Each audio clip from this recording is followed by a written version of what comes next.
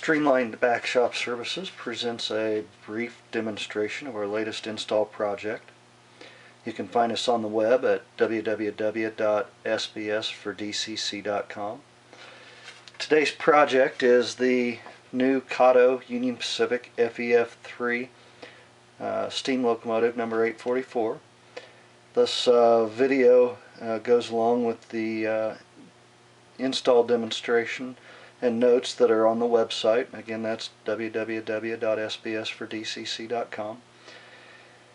For this project, we are using the ESU LokSound 73800 Select Micro decoder and one of the Streamlined Backshop sugar cube speakers. This is mounted in the tender. I have used all four functions off the decoder for a lot of special lighting. This is a personal project. Today's my 45th birthday, so I made a little engine for me. For this project, I did the front headlight, installed an LED for the rear headlight, and I've also done the Mars lighting, the emergency red Mars lighting. I used the LokSound file 73870 with a fast bell and the UP whistle. That combination for CV48 is a value of 78. So here's, and I've also done some special programming with this particular engine. I'll discuss that in just a minute as we go through this. Right now I've got it on mute to so that we're not overpowered by the sound, because it's really pretty loud.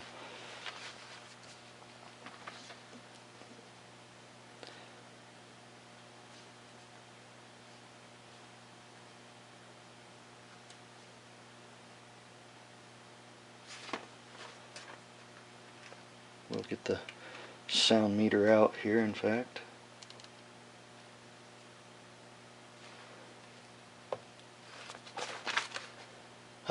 Now, one of the things that I've programmed on this is the LokSound selects by default have F8 set up as a default on and off.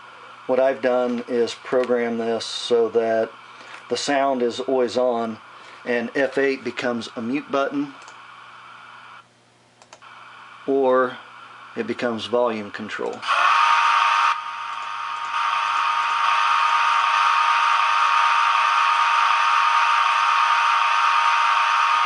Which I happen to like.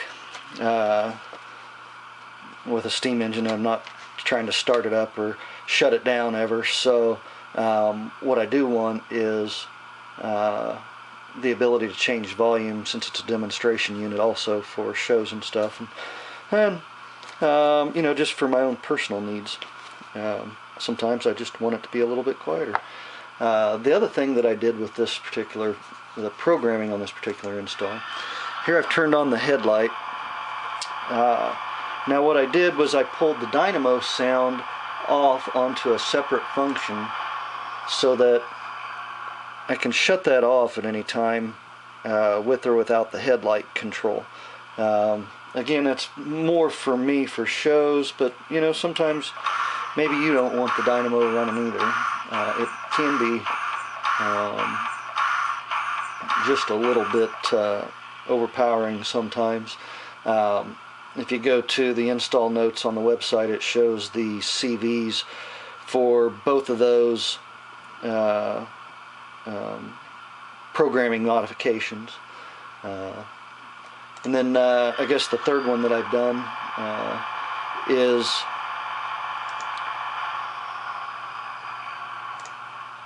I'm going to turn it off so that you can see this. Now here I've got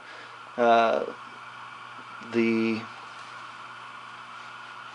Mars light on, as you can see in the video here. I've got that programmed onto a separate function.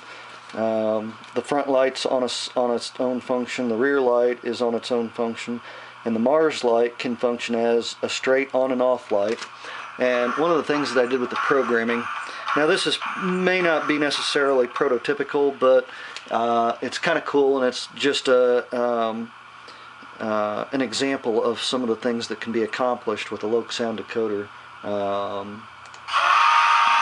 If you look, when I blow the whistle, that puts that into, it automatically switches that to a Mars light.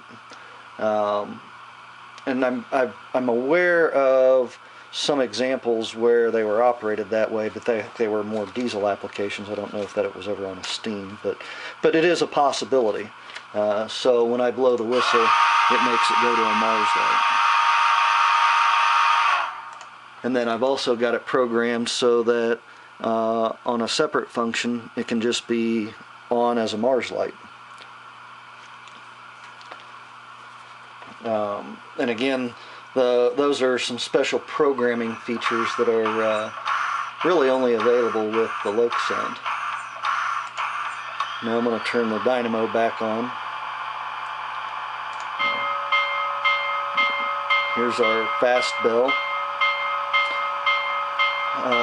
Now before I do the runoff on this, the one thing I would talk about is the LokSound has a feature called Auto Tune, and basically you use a specific procedure that they outline in the manual, and there's a page on my website that demonstrates it and discusses how that works also.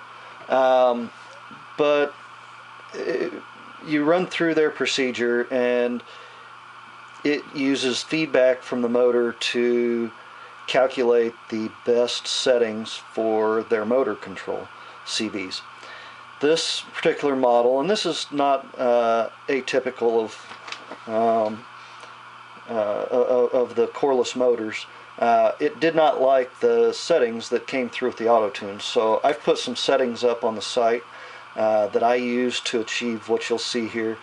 This is, and it could probably be refined further, but these are the settings that I came up with, and it's only the second example out of hundreds for sure.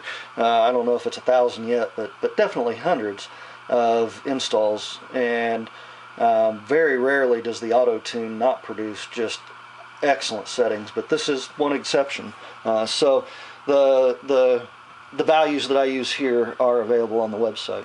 Now, just for reference, I'll blow the whistle. We're getting 80 decibels off of that. About 71 decibels on the bell. And we're going to put this into speed step 1.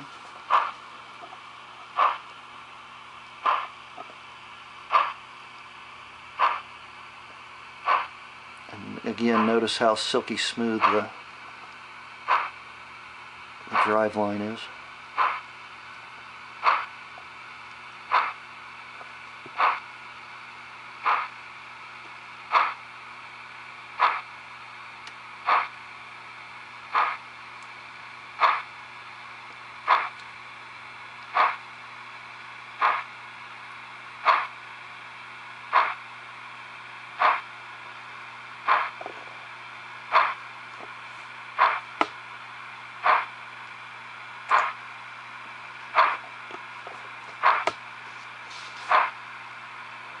You'll also notice I just turned on the Firebox light. I put a little Firebox LED in there. You can see that flickering inside the cab window.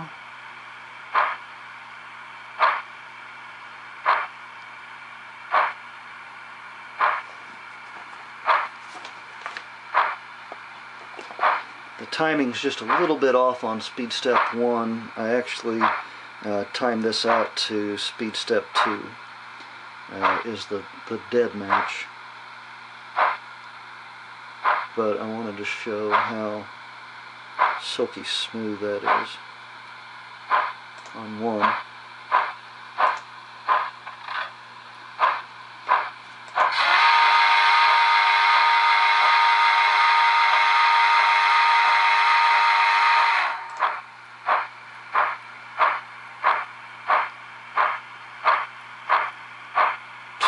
3, 4. 1, 2, 3, 4. So as you can see, that's just a dead match. And that also works out really well where I've got it timed out at. It works out really well with it at higher speeds. So that's why I went with the values that I used there. And there we are. That's a demonstration of the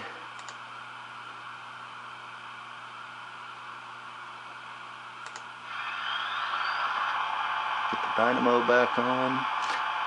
Now we'll turn on the and one of the other things I did just for fun, and only because you can do this with a LokSound, I also programmed it so that the front headlight will also operate as a marsh light, the lower headlight housing too, so you can have the upper end lower lights Marsing away. So there we have it. That's the Kato FEF-3 number 844 with a ESU LokSound Select Decoder. And you can see this demonstration and all of my installation notes, the complete installation procedure, on my website at www.sbs4dcc.com. Have a great day.